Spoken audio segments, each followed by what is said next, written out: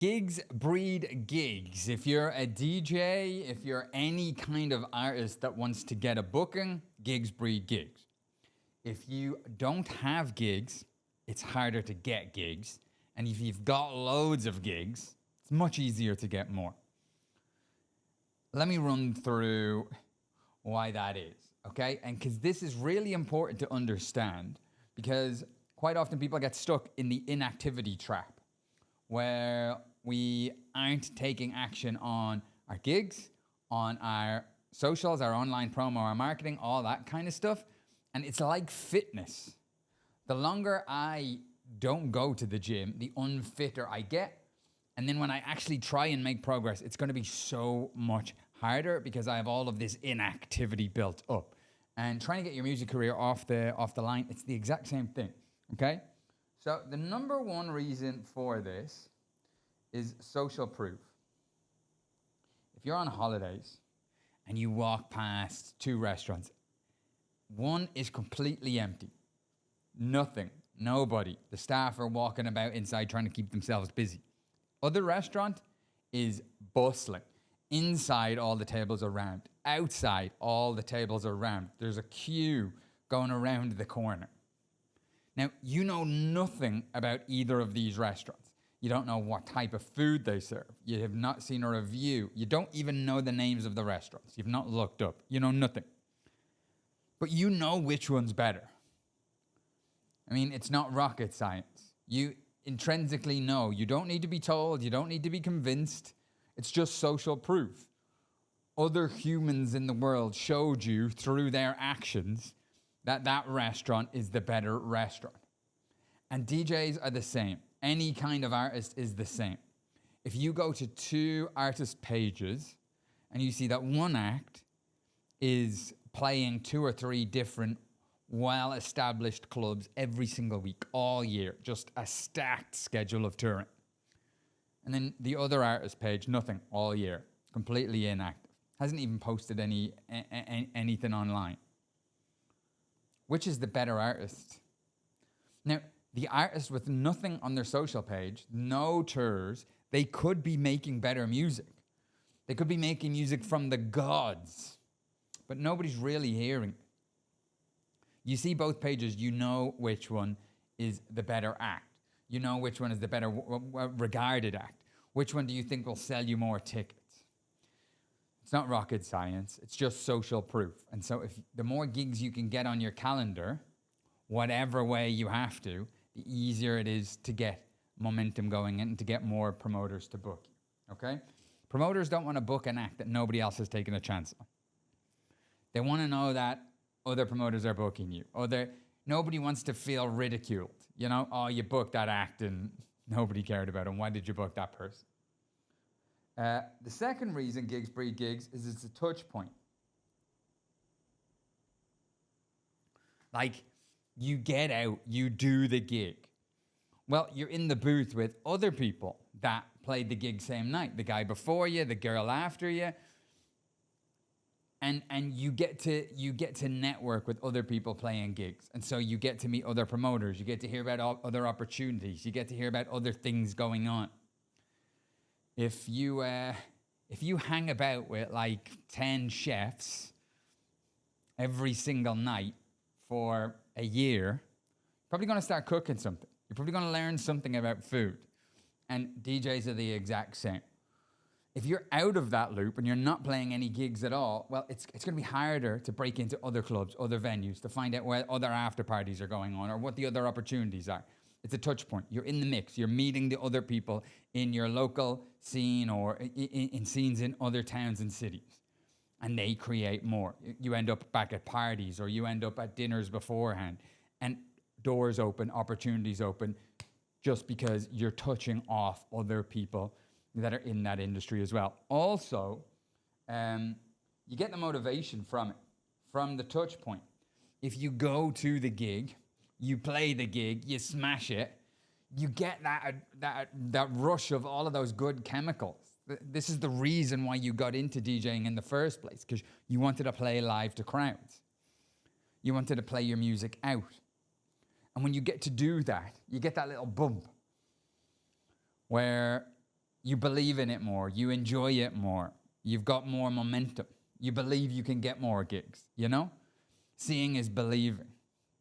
Whereas when you're not DJing at all, you're not getting that bump. You're slowly but surely losing interest. Even if it takes a decade, the motivation is slowly draining out of you as the months go by without the gigs. And if you're playing regularly, you're not getting that. You're getting more and more motivated, more and more feedback, okay? And so then, like, if we want to make this happen, we've got no gigs. Let's say you've got 0 gigs at all. Well, how do we get them? How do we get those first gigs? And that's really what I tell anyone. Look, to get the motivation, get those first gigs on the calendar. Do whatever you need to do to get those first gigs. And then we want to go to promoters and get pitching, have the conversations whilst we have those gigs in the bag. Because while we've got gigs in the bag, we can get more gigs. I literally, like what I say to people is, if there's a good event happening, a good artwork that you can get yourself on, play the fucking broom cupboard. If they'll put a set of decks in there and put you on the artwork. Just do whatever you need to do to hack the system to get those first gigs. It's smoke and mirrors a little bit at the start if it needs to be.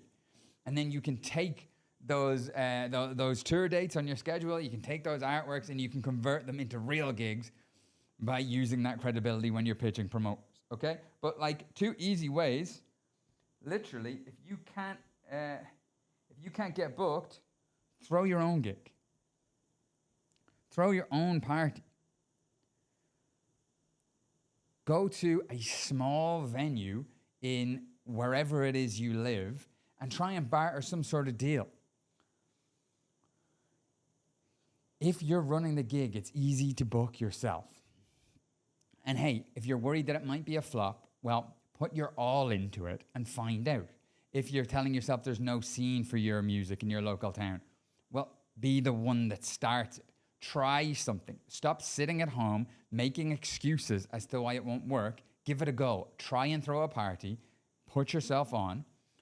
Who else is in your local area that is interested in that music? Book them. Get them to bring a crowd. Do whatever you have to do. Make it free. Fill the guest list. Ram it. Stand outside.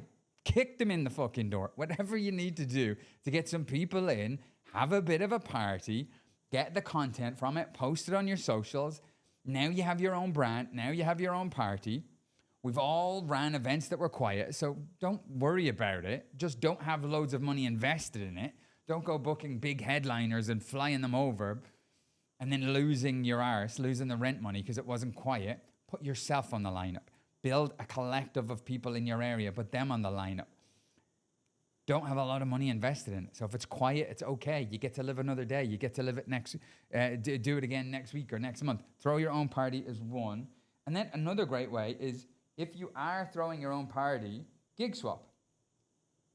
So like, let's use the UK, for example. If you're running your own party and it's in Manchester or it's in a small town on the outskirts of Manchester, find some peers or find some people that are at your level that are running parties in London, in Bristol, in Brighton, in Liverpool, in Sheffield, wherever it is.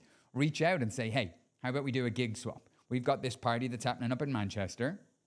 Here's some videos from the last one.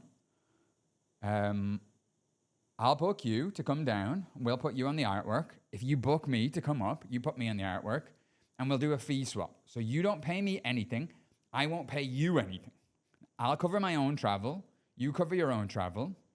And so you're getting this DJ to come down and play for nothing. And you will do the same. But you both get to look like you're touring. You both get to shout about a date that's out of your city. You can do this for, we have people in the program that are doing this international, you know, playing Dubai, Ibiza, France, Germany, Poland, all over the UK. You can do this for anywhere. And it starts to build up that initial momentum. You wouldn't want a gig swap for the rest of your life. That wouldn't make sense. Because you've got to invest a little bit in your travel and your hotel and whatnot. But you get to tour. You get artwork. You get to go and play somewhere else. You get those touch points where you get to meet other people and build a connection. You get that social proof, content, artwork to go on your socials. You get that momentum from doing it. And it's easy to make a gig swap happen because there's no fees involved. And the person on the other end isn't just taking a chance on you. you also book them. They get something out of it as well. So it's easy to build up momentum. You can actually look like you're touring quite quickly. You could do this really quickly. Throw your own party and gig swap. Now, let's say your own party happens once a month. That's 12 gigs you have this year. And then if you gig swap once a month and invite a guest to your party that runs once a month, now you've got 24 gigs this year. 1 in your home city under your own brand and 12 in different cities or countries that are touring. Now you start pitching promoters and festivals in the ways that work, which we'll cover in the other episodes. Now you're actually getting some results, okay? And so this is why gigs breeds gigs. We'll see you in the next episode.